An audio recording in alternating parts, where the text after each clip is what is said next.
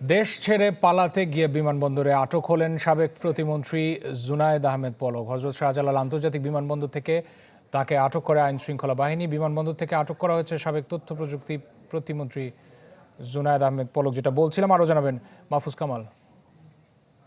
নাটোর ৩ আসনের সাবেক এমপি ও সাবেক আইসিটি প্রতিমন্ত্রী জুনায়েদ আহমেদ পলক ঠিক সকালে শাহজালাল আন্তর্জাতিক বিমানবন্দরে আসেন।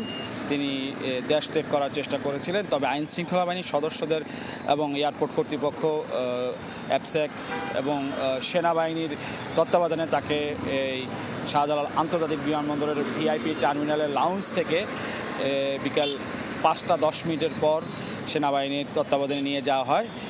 এবং আমরা যেটি দেখেছি, এয়ারপোর্টে নিরাপত্তা সে সময় জোরদার করা হয়েছিল এবং আইন শৃঙ্খলা বাহিনী মোড়ে মোড়ে সতর্ক অবস্থানে ছিল, সেনাবাহিনীও সতর্ক অবস্থানে ছিল এবং অনেকেই আমরা দেখেছি প্রতিবাদে এবং অনেক জনগণ এখানে এসছেন এবং তাদেরকে নিরাপদে রেখে সেনাবাহিনী এবং অ্যাপসেক বা এয়ারপোর্ট নিরাপত্তা যারা দায়িত্বে রয়েছেন তারা তাদেরকে নিরাপদ জায়গায় রেখে আইসিটি প্রতিমন্ত্রী জুনায়েদ আহমেদ পলককে ঠিক বিকাল ৫টা ১০ মিনিটের পর হযরত শাহজালাল আন্তর্জাতিক বিমানবন্দর থেকে নিয়ে গেছেন।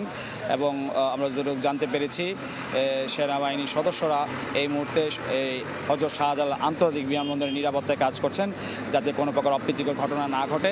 যেহেতু একটি আন্তর্জাতিক বিমানবন্দর, বিদেশগামী যাত্রী, সাধারণ যাত্রীরা আসা যাওয়া করে থাকেন, তাদের নিরাপত্তার স্বার্থে সেনাবাহিনী এখন কাজ করছেন। মাহফুজ কামাল জানছিলেন।